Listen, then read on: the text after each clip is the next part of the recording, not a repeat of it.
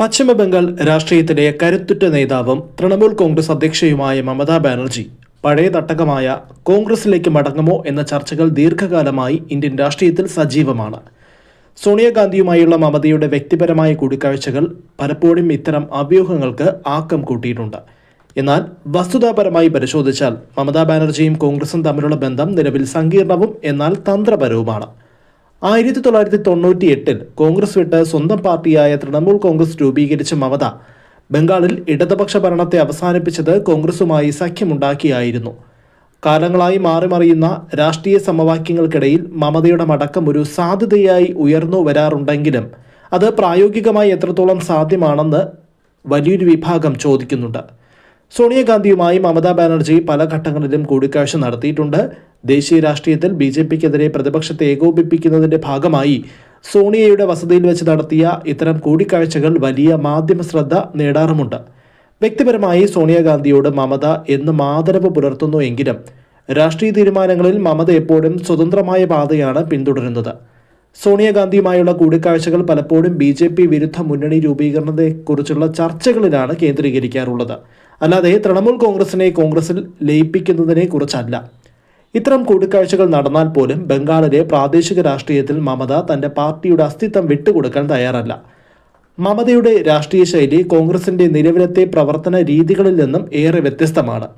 ബംഗാളിൽ കോൺഗ്രസിനെ അപ്രസക്തമാക്കിക്കൊണ്ടാണ് മമത തന്റെ പാർട്ടിയെ വളർത്തിയത്. ദേശീയ തലത്തിൽ പ്രതിപക്ഷ ഐക്യത്തിന്റെ ഭാഗമായി കോൺഗ്രസുമായി വേദി പങ്കിടാൻ മമത തയ്യാറാകുന്നു എങ്കിലും ബംഗാളിലെ രാഷ്ട്രീയത്തിൽ കോൺഗ്രസിനെയും ഇടതുപക്ഷത്തെയും മമത തന്റെ എതിരാളികളായി തന്നെയാണ് കാണുന്നത്. ദേശീയ തലത്തിൽ BJPക്കെതിരെയുള്ള പോരാട്ടത്തിൽ കോൺഗ്രസ് നേതൃത്വവുമായി യോജിച്ച് പ്രവർത്തിക്കാൻ ശ്രമിക്കുമ്പോഴും തന്റെ സംസ്ഥാനത്തെ അധികാരത്തിൽ കോൺഗ്രസിന്റെ ഒരു പങ്കാളിത്തവും അവർ ആഗ്രഹിക്കുന്നില്ല എന്നതാണ് വാസ്തവം. മമതയുടെ കോൺഗ്രസിലേക്കുള്ള തിരിച്ചുപോക്ക് എന്ന ആശയം രാഷ്ട്രീയ നിരീക്ഷകർ പലപ്പോഴും ചർച്ച ചെയ്യുന്നത് പ്രതിപക്ഷ ഐക്യത്തിന്റെ പശ്ചാത്തലത്തിലാണ്. BJPയെ നേരിടാൻ വലിയൊരു കുടക്കീഴിൽ പ്രതിപക്ഷ കക്ഷികൾ ഒന്നിക്കണമെന്ന് വാദിക്കുന്നവർ മമതയെ കോൺഗ്രസുമായി യോജിപ്പിക്കുന്നത് വലിയൊരു ശക്തി പ്രകടനമായിരിക്കുമെന്ന് കരുതുന്നു. എന്നാൽ വ്യക്തിപരമായ താല്പര്യങ്ങളും സംസ്ഥാനത്തെ രാഷ്ട്രീയ താല്പര്യങ്ങളും ഇതിന് തടസ്സമായി നിൽക്കുകയാണ്. മമതാ ബാനർജിയെ സംബന്ധിച്ച് സ്വന്തമായി പാർട്ടി ഉണ്ടായിരിക്കെ വീണ്ടും കോൺഗ്രസിന്റെ ഭാഗമായി പ്രവർത്തിക്കുക എന്നത് അവരുടെ സ്വതന്ത്രമായ രാഷ്ട്രീയ അസ്തിത്വത്തിന് മങ്ങലേൽപ്പിക്കും. നിലവിൽ രാഷ്ട്രീയ സാഹചര്യത്തിൽ മമതാ ബാനർജി കോൺഗ്രസിലേക്ക് മടങ്ങുന്നതിനേക്കാൾ സാധ്യത BJP വിരുദ്ധ മുന്നണികളിൽ അവർ കോൺഗ്രസുമായി സഹകരിച്ചു പോകുന്നതിനാണ്. ദേശീയ രാഷ്ട്രീയത്തിലെ നിർണായകമായ തീരുമാനങ്ങളിൽ കോൺഗ്രസ് ഹൈക്കമാൻഡുമായി ചില സമയങ്ങളിൽ മമത വിയോജിക്കാറുണ്ട്.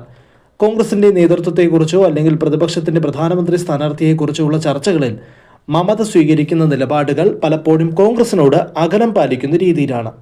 താൻ നയിക്കുന്ന തൃണമൂൽ കോൺഗ്രസിനെ ദേശീയ തലത്തിൽ ഒരു ബദലായി ഉയർത്തിക്കാട്ടാനാണ് മമത എന്നും ശ്രമിച്ചിട്ടുള്ളത്. ചുരുക്കത്തിൽ രാഷ്ട്രീയത്തിൽ അസാധ്യമായതൊന്നുമില്ല എങ്കിലും മമതയുടെ കോൺഗ്രസിലേക്കുള്ള തിരിച്ചുവരവ് നിലവിലെ സാഹചര്യത്തിൽ വളരെ വിദൂരം തന്നെയാണ്. കോൺഗ്രസ് എന്ന വലിയ പ്രസ്ഥാനത്തിന്റെ ഭാഗമായി നിൽക്കുന്നതിനേക്കാൾ സ്വതന്ത്രമായ പ്രാദേശിക പാർട്ടിയുടെ നേതാവായി നിന്ന് ദേശീയ രാഷ്ട്രീയത്തിൽ ഇടപെടാനാണ് മമതയ്ക്ക് താല്പര്യമേറെ.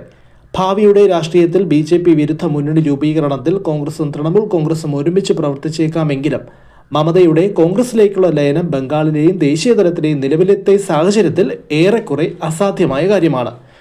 രാഷ്ട്രീയ അനിശ്ചിതത്വങ്ങൾക്കിടയിലും സ്വന്തം പാർട്ടിയുടെ അടിത്തറ ഭദ്രമാക്കി നിലനിർത്താനാണ് മമതയുടെ എക്കാലത്തെയും ശ്രമം.